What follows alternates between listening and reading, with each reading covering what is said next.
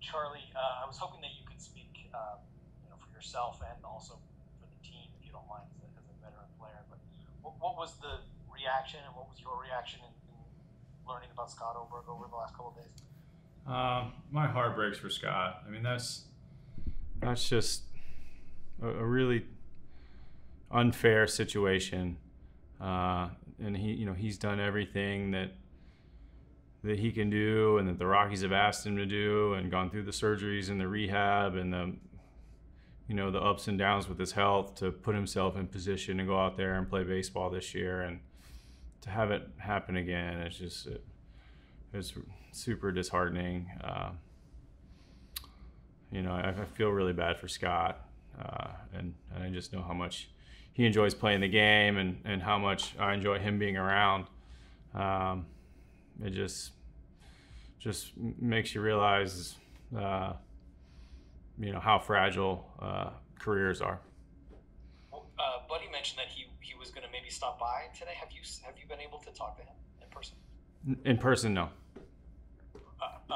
Or otherwise, does he Yeah, seem okay to you? I checked on him last night just to make sure he got home from the hospital okay. And I didn't want. He's got probably 1,000 things going through his head, and important people to talk to, and so I kept it super brief. Gotcha. And then with the team, there are only a few of you now who've been around long enough to to have grown from sort of some lean years into a playoff team, and then sort of back down a little bit again recently. How tough really is it to lose a player who's been around long enough for that kind of perspective? Yeah, I mean, I haven't really gotten that far yet, as far as what it means to not have him on the field for us. But anytime you lose a veteran player like that, who's a guy that you count on to go out there and get outs, a guy with that kind of experience in Denver is not something we have every day. So that's going to be some innings that we miss this year, certainly. And then I realize that a lot of times players and pitchers are sort of separated, but did you get a sense that he really did sort of have that he was sort of a force in the clubhouse? Somebody that other pitchers could turn to, and is that going to be difficult to? Yeah, even aside from his ability on the field, his presence in the locker room was very positive one. He's one of our representatives in the players union, a guy that people look up to, a guy that people go to for advice, a really good pitcher in terms of learning how to scout and how to attack hitters and how to use your mind on the mound. I mean, he was a guy that brings a lot of value to our team. Gotcha. Thank you, Charlie. Go to Danielle. Danielle, go ahead. Hi, Charlie. Danielle Allen, talking from the Denver Gazette. For you personally, how are you feeling at this point in spring training, and how close to 100% are you feeling? What was that last part? I'm sorry. How close to 100% are you feeling? So at this point in spring training, I'm feeling good, right?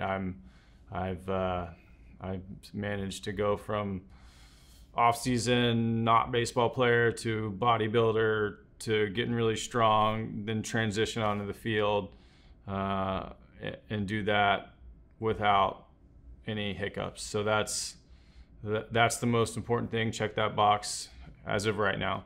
I feel good physically, and I put myself in position to play the season.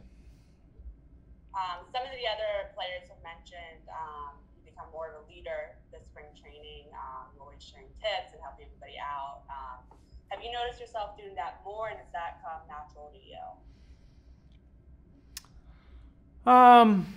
I think that role is constantly evolving and moving forward. I think for me, a big part of what I try to do is get outside of myself and my performance, which is really hard to do. it's much easier in spring training when stats don't count for me to really lock in on other guys and talk to them about what they got going on in their swing, or talk to them about how their slider looks. Just I think it's important for me to know that, or have my teammates know that, like, I'm right there with them, locked in on what they got going on and caring about what's important to them. And I think that's a big part of what makes our locker room so good right now. And I know you mentioned that you didn't talk to Scott in person. Do you know if he did end up coming to the ballpark today? I had heard that he might stop by, but I haven't seen him. Thank you. Tracy Ringlesby. Charlie, in spring training, normally you have certain things each year you want to work on in particular early that take priority. Was there anything that stands out this year that really became a focal point for you in the early part of camp? Yeah, there's a few things that I wanted to do in the box, in certain situations. I really wanted to work on, like, my mental game or my approach. And so I've really focused on those. I'm not going to get too specific with that, but there are some things that I feel like were or are weaknesses, in my game offensively, that I feel like I can get better at. Thanks, man. I'll go to Dwayne, and then we'll finish up with Thomas. Dwayne, go ahead. Hey, Charlie. Hi. You're going to the final of 3 days of spring training, 3 more games to go. At this point, what do you really use these final 3 days to help yourself prepare for when things begin in earnest on next Thursday against the Dodgers? I've used the first part of spring training to get my reps in, to build up my capacity, get my swings, get out on the field, play defense, run the bases, all that kind of stuff. And so now I'm really trying to transition into how I'm going to use my brain in the baseball game, right? I want to have the exact same positive thought processes and start transitioning into that really high focus big league mindset. Sounds good. Thank you. All right, we'll finish up with Thomas. Thomas, go ahead. Yes, Charlie, wanted to explore a little bit more about Scott Oberg. I know that him being the player rep and knowing a lot of what goes on in Major League Baseball. Do you guys talk about some of the deeper things? Maybe an average player with a pitcher on a team.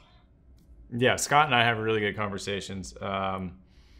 We both like to play chess on the plane, so we'll play chess against each other occasionally.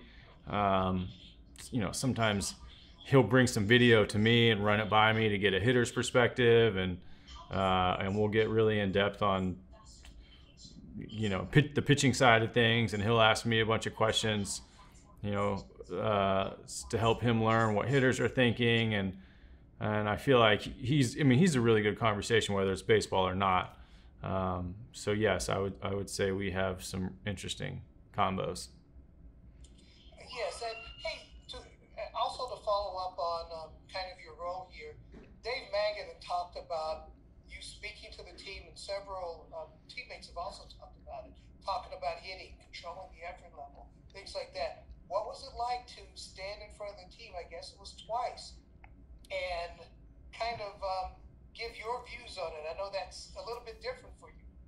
Yeah, I've been lucky enough to play long enough to notice patterns with myself, patterns that are really just my weaknesses. And then I started asking around, talking to other hitters, and sure enough, like, it's not just me. Other guys struggle with some of the same things that I struggle with. So I just collected my thoughts and decided that it might be a good discussion for the group. I don't think it was anything. It wasn't like any new revelation, groundbreaking information. I think it was just a really organized way of thinking through how you want to how you want to hit in the box. And I think sometimes it's good for me to, like I said, organize those thoughts and sift through them and just pull out the most simplest, most effective things and really focus on that and not get so confused with all this other peripheral clutter. When we've talked before also, you've been the type that you want to kind of come to your decisions. You don't want to be feeding a whole lot of information to people. What was it like to be standing there thinking, now I have to say the right things as opposed to saying things that I would not want to hear right now?